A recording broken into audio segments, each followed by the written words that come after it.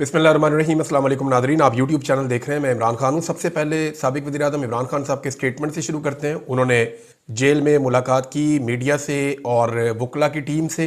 इमरान खान साहब ने कहा कि 13 जनवरी 2024 को तहरीक इंसाफ को अमलन ख़त्म करने की नीयत से इंतखाबी निशान से महरूम करने वाला काजी फ़ायद ईसा आज तारीख के कब्रिस्तान में दफन हो चुका है, जबकि तहरीक इंसाफ और इमरान खान अपने नज़रिए के साथ आज भी पूरे कद से खड़े हैं। बिलाशुबा झूठ और बददयांती की उम्र हमेशा थोड़ी होती है और सच हमेशा रहने वाला होता है। अलकादर ट्रस्ट केस में जज सरीहन गलत बयानी से काम ले रहा है। अलकादर केस का ट्रायल हमेशा 11:30 से 12 बजे के दरमियान शुरू होता है। कल भी इस केस की समाअत के लिए इमरान खान साहब ने स्टेटमेंट दिया, तो उससे एक दिन पहले की वो बात कर रहे हैं। उन्होंने कहा जी कि गुज़िश्ता रोज़ भी इस केस की समाअत के लिए 11 बजे का वक्त मुकर्रर था, लेकिन मेरे वकला की आमद से भी पहले तकरीबन 9 बजे मुझे इतला दी गई कि जज साहब आ गए हैं। मेरी नकलो हरकत जेल तक महदूद होती है और मेरा कानूनी हक था कि मैं वकला के हमरा अदालत में पेश हो सकता, जिनको अदालत की जानिब से 11 बजे का वक्त दिया गया था। पहले 2 मुकदमात में जज अबुल हसनात और मोहम्मद बशीर मेरी गैर मौजूदगी में फैसला सुना चुके हैं। बिल्कुल इसी तरह इस केस का फैसला भी सुनाया जा सकता था, मगर मेरी अदम मौजूदगी का जवाब बनाकर फैसला मुअख्खर कर देना इंतहाई मज़ायका खेज और अदालती निज़ाम का मजाक उड़ाने के मुतरादिफ है। अब आप अंदाजा करें कि कैदी ये कह रहा है कि सजा क्यों नहीं सुनाई, आपको ये फैसला सुना देना चाहिए था। मेरी अदम मौजूदगी का बहाना ना बनाते, जज को फैसला सुना देना चाहिए था। निज़ाम आगे आगे भाग रहा है, जिनके पास फैसला है। जज साहब भी निकल लिए, पूरा निज़ाम आगे आगे भाग रहा है और इमरान खान साहब कह रहे हैं नहीं सुनाओ फैसला, मैं आता हूं या नहीं आता, फैसला सुनाओ। मुझे 11 बजे का वक्त दिया, मैंने अपने वकीलों के साथ आना था 11 बजे, ये मेरा कानूनी हक है, लेकिन अगर उससे पहले भी फैसला सुनाना है तो सुनाओ फैसला। तारीख का एक अजीबोगरीब कैदी है जो पूरे निज़ाम को चैलेंज कर रहा है। अब इमरान खान साहब कह रहे हैं कि अलकादर ट्रस्ट केस का आगाज तब हुआ था जब हसन नवाज शरीफ ने 9 अरब रुपए की प्रॉपर्टी 18 अरब रुपए में मलिक रियाज की फैमिली को बेची और NCA ने मुश्तबा ट्रांजैक्शन पर कार्रवाई का आगाज कर दिया कि जनाब ये प्रॉपर्टी इतनी महंगी नहीं है, इतनी महंगी क्यों बिक गई, और ये ट्रांजैक्शन जो है मुश्तबा है, इसके ऊपर उन्होंने शक का इजहार किया, मशकूक। कार्रवाई का आगाज किया। NCA ने ही इनसे सवाल किया कि यह जायदाद दुगनी कीमत पर क्यों फरोख्त की गई। सबसे पहले तो नवाज शरीफ ने अपने बेटे का जवाब देकर कि ये 9 अरब रुपया इजाफी किस तरह इनके बेटे ने मलिक रियाज से हासिल किया। पहले तो नवाज शरीफ का बताए ना कि 9 अरब की प्रॉपर्टी को 18 अरब में मलिक रियाज को कैसे बेचा। जहां तक हमारे दौर में काबीना की इस हवाले से जिम्मेदारी का ताल्लुक है, वैसे अगर ये मामला ऐसे है तो इस मामले को ऐसे उठाना चाहिए था इमरान खान साहब के अपने दौर में, यानी इस मामले को जरूर उठाना चाहिए था कि जनाब ये कैसे हो गया कि नवाज शरीफ के बेटे ने अपनी प्रॉपर्टी, वैसे PTI वाले उस दौर में कहते थे, मैंने ये स्टेटमेंट तो सुने थे, लेकिन ये मामला इतना ज्यादा उठा नहीं उस दौर में।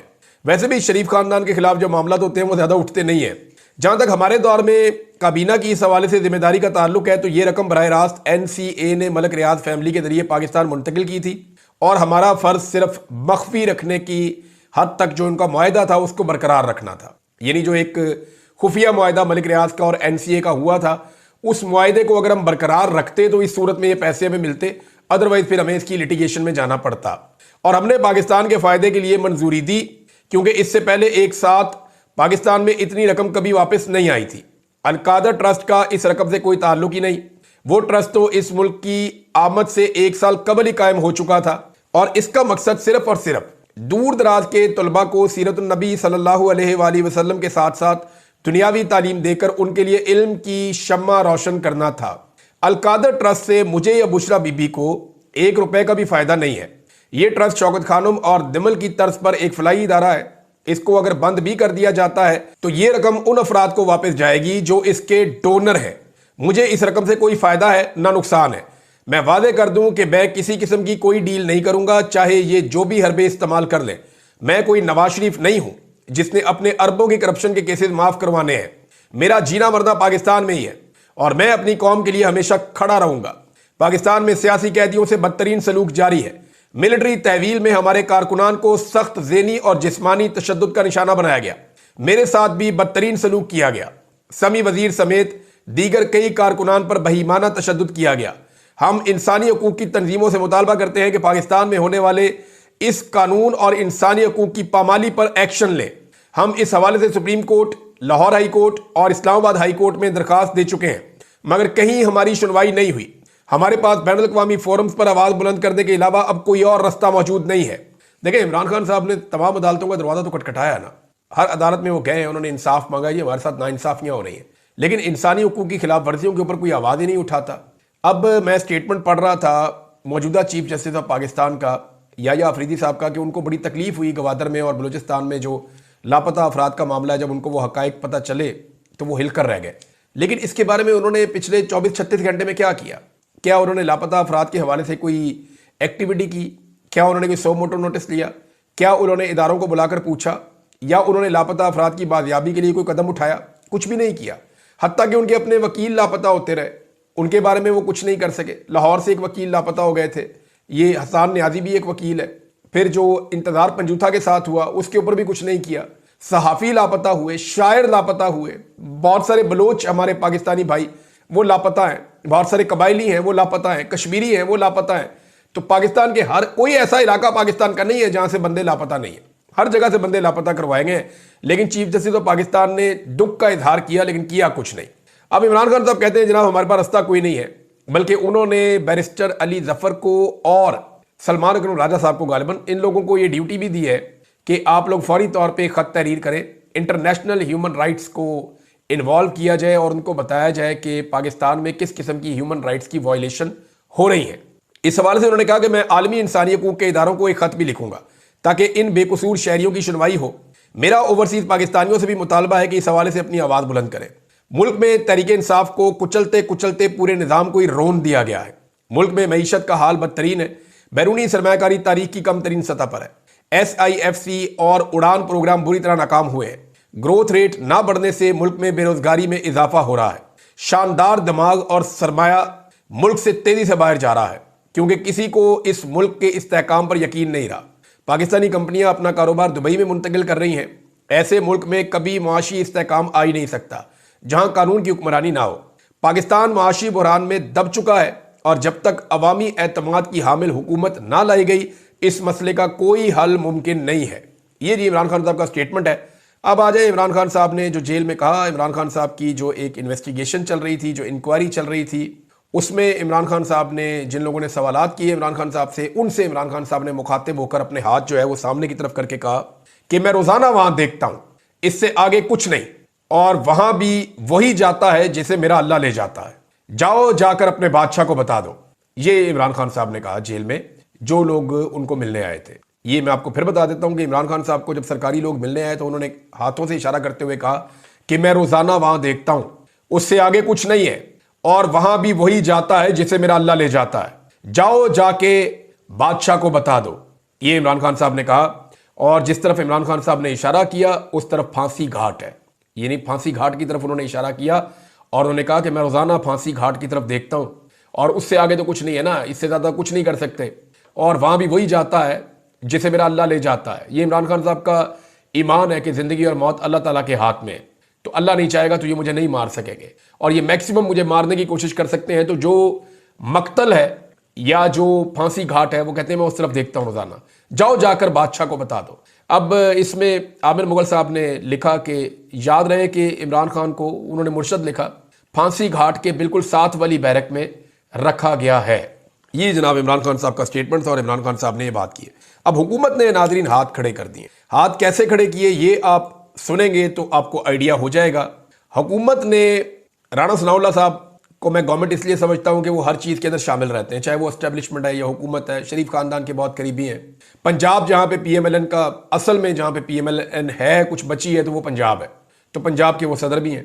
तो राणा सनाउल्लाह साहब कहते हैं जी PTI हमसे हमारी बसात के मुताबिक ही मांगे, हमसे वो ना मांगे जो हमारी बसात से बाहर है। ये PTI वालों को हमसे ज्यादा पता है कि हमारी बसात कितनी है।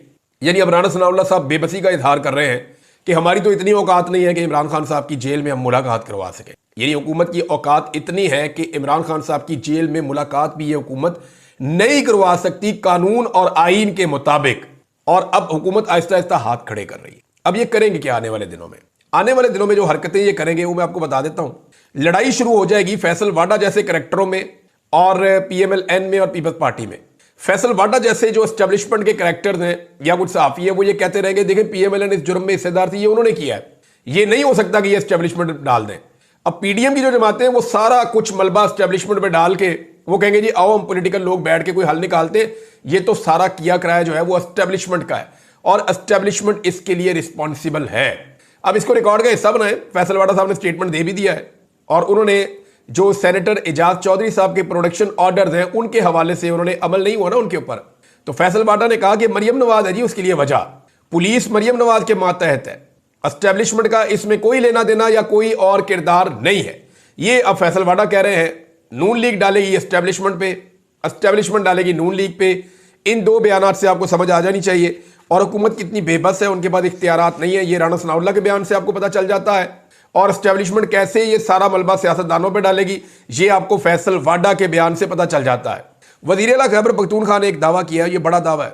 उनके दावे के मुताबिक उनकी क्योंकि आर्मी चीफ से एक मुलाकात हुई है, बाकी लोग भी थे वहाँ पे, उन्होंने कहा जी आर्मी चीफ को कायल किया है कि एक जरगा बुलवाया जाए, बड़ा जरगा जिसमें बलूचिस्तान से भी हमायदीन होंगे, खैबर पख्तूनख्वा से भी होंगे, और एक बड़ा जरगा बुलवा के उसके जरिए से अमन कायम करने की कोशिश की जाए और दहशतगर्दी का मसला जो है उसको हल किया जाए। तो इसके ऊपर जो है वो आर्मी चीफ को कायल किया। देखिए ये अच्छी बात है, अल्टीमेटली एक जंग लड़ने के बाद भी आपको टेबल पे आना पड़ता है और अगर मसाइल बातचीत के जरिए हल हो सकते हैं तो इससे अच्छा हल तो हो ही नहीं सकता। लेकिन जो भी रेट ऑफ द गवर्नमेंट के खिलाफ जाएगा उसको फिर उसके कॉन्सिक्वेंसेज या नताइज भुगतने पड़ेंगे। लेकिन साथ ही साथ हुकूमत की यह जिम्मेदारी है कि अमन को रास्ता दे और कोशिश करे कि पुरअमन तरीके से मामला हल हो जाएं। वरना ये जो जैद हामिद साहब लाल टोपी वाले हैं या इस तरह के और कुछ किरदार हैं वो तो ड्यूरेंट लाइन के उस तरफ काफ़ी इलाके फतह भी कर चुके हैं अपने कागजों में। यानी वो ये कह रहे हैं कि अफगानिस्तान के बेशुमार इलाके पाकिस्तान की फौज फतह कर चुकी है। वो तो एक उन्होंने ख्याली जंग लगाई हुई है और वो लगाई हुई है उन्होंने जंग। ये जब से मैं छोटा सा था तब से देख रहा हूँ इस बंदे ने जंग ही छेड़ी हुई है।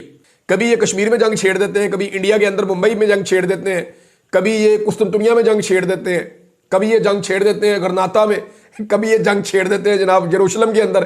तो ये सरकार रहते ही जंग में है और अब इन्होंने जो है वो सारी तोपों का रुख मोड़ के अफगानिस्तान की तरफ कर दिया हुआ है और सोशल मीडिया के ऊपर ये इलाके एक के बाद एक इलाका अपने ड्राइंग रूम में बैठ के फतह करते चले जा रहे हैं। लेकिन ये सेम अप्रोच है जो अली अमीन गंडापुर ने कहा। अच्छा एक तस्वीर है ये नाज़रीन, उस तस्वीर के ऊपर बहुत ज्यादा लोग क्रिटिसाइज कर रहे हैं, तो मैंने इस पर तहकीक की कि ये कोई क्रिटिसिज्म झूठा तो नहीं हो रहा, लेकिन वो बात ठीक है। अब आप ये देखें कि इस मुलाकात में सेंटर में आर्मी चीफ बैठे हुए हैं, उनके दाएं जानिब अली अमीन गंडापुर, बाएं जानिब गवर्नर, और गवर्नर के साथ जो है वो वफाकी वजीर दाखिला मोहसिन नकवी, और अली अमीन के दाएं जानिब भी कोई जो है वो मिलिट्री के कोई ऑफिसर हैं।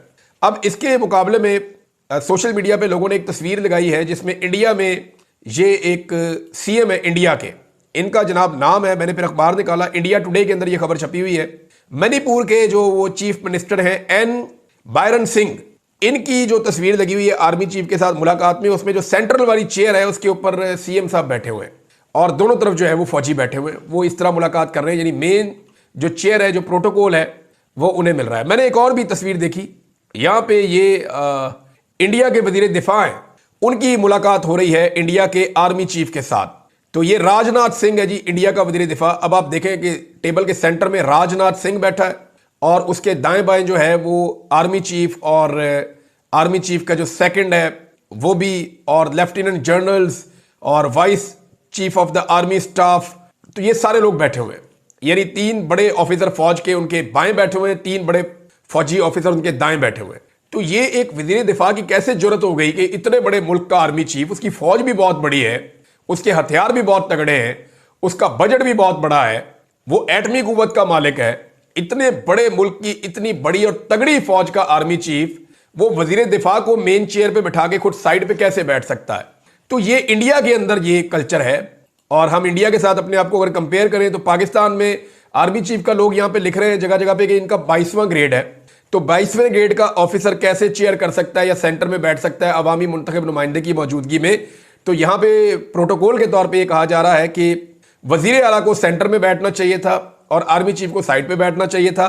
और अगर ये सिलसिला शुरू हो गया तो इसका मतलब है पाकिस्तान में सिविलियन सुपरमेसी आ जाएगी और फिर पाकिस्तान जो है वो एक हकीकी जमहूरी मुल्क कहलाने के लायक होगा और पाकिस्तान आगे बढ़ सकेगा। ये वो प्रोटोकॉल्स हैं जिनको पूरी दुनिया में फॉलो किया जाता है, लेकिन पाकिस्तान में यहाँ पे ये समझा जाता है कि आर्मी चीफ जो है वो सबसे बड़े। यहाँ पे इस मुल्क में तो लोग जो है वो ये भी कहते हैं कि आर्मी चीफ जो है वो कौम का बाप होता है। ऐसी बातें लोगों ने की हुई है। और कोई लोग कहते हैं बाप होता है, कोई कहता है कुछ होता है, कोई कुछ होता है। लोग अपनी अपनी राय है उनकी। आर्मी चीफ ही होता है और ये एक सरकारी नौकरी है और जब ये ओहदा खत्म हो जाता है तो दूसरा आर्मी चीफ आ जाता है, तो बार बार बाप बदला तो नहीं जा सकता ना। तो ये लोगों की अपनी अपनी राय है, उसके ऊपर आप कुछ कह नहीं सकते। लेकिन ये प्रोटोकॉल्स हैं कुछ, इंडिया में ये प्रोटोकॉल मुख्तलिफ है, पाकिस्तान में ये प्रोटोकॉल अलग तरीके के हैं। तो इसी डिफरेंस को लेकर लोग एतराज कर रहे थे। अच्छा नाज़रीन, एक और चीज़ है, सोशल मीडिया पे पाकिस्तान तहरीक इंसाफ की एक ट्रांसमिशन चली है जिसमें शेख वकास अकरम साहब थे और सलमान अकरम राजा साहब थे। इसमें बहुत सारे जख्मियों ने और ऐनी शाहिदीन ने जो 26 नवंबर में जिनके साथ सानिया हुआ, उन्होंने अपने बयान दिए। इस ट्रांसमिशन में लोगों ने ऐसी खौफनाक तस्वीर कुशी की है और वो ये बता रहे हैं कि कैसे सिक्योरिटी फोर्सेज ने उनके ऊपर डायरेक्ट गोलियां चलाई, कैसे उनको जख्मी किया, कैसे उनके सामने लोग शहीद हुए। इमरान खान नामी एक ऐनी शाहिद था, उसने बताया उसके यहाँ से गोली लगी, मुंह के एक तरफ से दूसरी तरफ से निकल गई और वो अभी हीलिंग प्रोसेस में है, उसका इलाज चल रहा है। और कुछ लोग ऐसे हैं जो बेचारे पैरालाइज हो गए हैं, वो चल फिर नहीं सकते। कुछ को जो है वो उनके अज़ा को नुकसान पहुंचा है, वो जिंदगी भर उनको ये नुकसान उनका रहेगा। तो ये लोग बता रहे थे, उसने कहा जी 1 मिनट के अंदर 5 वर्कर्स को मेरे सामने गोली लगी है और वो गिर गए। मेरे पास उसकी वीडियो भी मौजूद है, इमरान खान नामी ये जख्मी शख्स बता रहा था। तो बहुत सारे लोगों ने ऐसे हौलनाक किस्म के हकायक बताए हैं कि इंसान जब उसको सुने तो रूह कांप जाती है कि हमारी अपनी सिक्योरिटी फोर्सेज क्या इस तरीके से लोगों के ऊपर डायरेक्ट फायरिंग कर सकती है। तो इसमें उमर अयूब साहब ने स्टेटमेंट एक मरतबा फिर दिया कि स्नाइपर के साथ, यानी स्नाइपर राइफल से टारगेट करके हमारे लोगों को गोलियां मारी गई हैं। जिन लोगों को गिरफ्तार किया गया उनके नाखून निकाले गए हैं और अब तक जो लापता अफराद हैं जिनकी 50 के करीब या इससे कम तादाद बताई जाती है, उनके बारे में पाकिस्तान तहरीक इंसाफ के पास कोई इंफॉर्मेशन नहीं है कि वो कहाँ हैं। हुकूमत ने उनको ढूंढने के लिए भी अभी तक कुछ नहीं किया। वैसे हुकूमत के सामने एक शर्त रखनी चाहिए थी कि हमारे ये लापता अफराद फौरी तौर पर बाजियाब किए जाएं और हमारे हवाले किए जाएं, बल्कि लिस्ट हुकूमत को देनी चाहिए थी। अब नाज़रीन, मामला यह है कि एस्टेब्लिशमेंट जल्द अज जल्द ये मामला हल करना चाहती है, क्योंकि देखें ना, जो बाइडन के जाने के बाद मामला खराब हो जाएंगे। पाकिस्तान तहरीक इंसाफ की क़यादत के ऊपर अब दबाव डाला जा रहा है कि कुछ भी करके ओवरसीज पाकिस्तानियों को टोन डाउन किया जाए। ओवरसीज पाकिस्तानी जो आलमी सतह के ऊपर आवाज़ उठा रहे हैं, या जो सेमिनार्स हो रहे हैं, या जो कांग्रेशनल मीटिंग होने जा रही है, पार्लियामेंट्री मीटिंग होने जा रही है 15 तारीख को, ये जितनी भी चीज़ें आज के दिन में होने जा रही है, ये जितनी भी चीज़ें चल रही है, इन सबको नीचे लाया जाए और ओवरसीज पाकिस्तानियों को रोका जाए, उनके मामलात को नरम किया जाए। क्योंकि जिस तरफ ओवरसीज पाकिस्तानी चल पड़े हैं, इस रास्ते पे पाकिस्तान के अंदर बहुत सारी शख्सियात के लिए बहुत सारी मुश्किलात पैदा हो जाएंगी और उनके लिए सख्त नताइज होंगे इन चीज़ों का।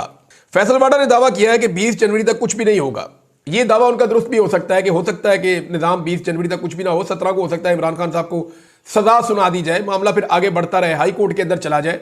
लेकिन अल्टीमेटली इसमें पाकिस्तान के लोगों की फतह होनी है। ये लड़ाई देखें, एक चीज एस्टेब्लिशमेंट को भी समझनी चाहिए और जितनी जल्दी वो समझेंगे उनके लिए बेहतर है कि जितनी लंबी ये लड़ाई चलेगी उतना ज्यादा लोगों में शऊर आएगा। जितनी दूर तक ये लड़ाई जाएगी ना, लोग उतना अंदर तक इस सिस्टम को समझने में कामयाब हो जाएंगे। लोगों को समझ आ जाएगी कि एक्चुअली देखें, फर्ज करें ये लड़ाई 2022 में ही खत्म हो जाती, फ्री एंड फेयर इलेक्शन हो जाते, तो लोग कभी भी इतना कुछ ना जानते एस्टेब्लिशमेंट के बारे में जितना आप जानते हैं। मैंने एक सर्वे करवाया, उस सर्वे के नताइज मेरे पास अभी मौजूद है, मैं आपको वो पढ़ के सुना देता हूं। मैंने सवाल, क्योंकि पिछले वीलॉग में मैंने आपसे ये सवाल किया था तो आप लोगों ने भी उसके जवाब दिए, लेकिन यहां मैंने जो सवाल किया उसके अंदर बहुत बड़ी तादाद में लोगों ने जवाब दिए हैं, हजारों लोगों ने। तो इसमें जो जवाब है लोगों के, आप हैरान हो जाएंगे। सवाल मेरा ये था कि आप पाकिस्तान के मौजूदा हालात और बहरानों के लिए किसे जिम्मेदार समझते हैं। तो मैंने 2 ऑप्शन दिए थे, एक सियासतदानों को, नंबर 2 एस्टेब्लिशमेंट को। 95% पाकिस्तानी कह रहे हैं, हजारों लोगों में से, कि वो एस्टेब्लिशमेंट को जिम्मेदार समझते हैं पाकिस्तान जिन बहरानों में घिरा हुआ है आज, या जो पाकिस्तान के हालात हैं इनके लिए एस्टेब्लिशमेंट जिम्मेदार है। सियासतदानों का, यानी नवाज शरीफ कितने गैर मकबूल हैं, जरदारी कितने गैर मकबूल हैं, मरियम नवाज कितनी गैर मकबूल है। हालांकि ये लोग बदतरीन अपनी मकबूलियत के निचले लेवल पे चले गए हैं, इसके बावजूद 95% लोग इनको क्लीन चिट दे रहे हैं। वो कह रहे हैं जी ये जिम्मेदार नहीं है, वो एस्टेब्लिशमेंट को जिम्मेदार समझते हैं। और जो भी अपने आप को एस्टेब्लिशमेंट के साथ नत्ती करता है वो ऑटोमेटिकली जिम्मेदार भी बन जाता है। शहबाज गिल और मोहित पीरजादा साहब पे फिर FIR दर्ज हो गई है, यानी ये निज़ाम सीख ही नहीं रहा, उनके ऊपर फिर FIR दर्ज हो गई कि इदारों के खिलाफ ये बातें करते हैं। डॉक्टर मोहित पीरजादा साहब से तो मेरी बात नहीं हुई, शहबाज गिल साहब का मैं आपको ट्वीट पढ़ के सुना देता हूं। उन्होंने कहा जी FIA ने इन्वेस्टिगेशन के बाद मेरे खिलाफ नया मुकदमा दर्ज किया है और जिस टिकटॉक अकाउंट शहबाज गिल 04 को वजह बनाकर यह मुकदमा दर्ज किया गया है वो अकाउंट मेरा है ही नहीं, किसी फैन ने बनाया हुआ है जिस पर मेरे समेत सदीक जान की, सबीना पाशा की और बहुत सारे और दोस्तों की पोस्टें लगी हुई होती हैं, तो मेरा इसमें क्या कसूर है। तो शहबाज गिल साहब पे पर्चा हो गया एक ऐसे अकाउंट को लेकर के जो उनका है ही नहीं। मेरे साथ भी एक दफा एक मुकदमा ऐसा ही दर्ज हुआ था और एक मुकदमा दर्ज किया गया मेरे खिलाफ जिसमें मेरी ट्वीट को एडिट कर दिया गया। मैंने ट्वीट कुछ और किया था, उसके 2-4 जुमले चेंज करके, लफ्ज आगे पीछे करके, तो एक नया मुकदमा दर्ज कर दिया गया था। तो इस तरह अगर ये मुल्क चलेगा तो क्या ऐसे चलेगा? अब तक के लिए इतना ही। अपना ख्याल रखिएगा, अपने चैनल का भी। अल्लाह हाफ़िज़।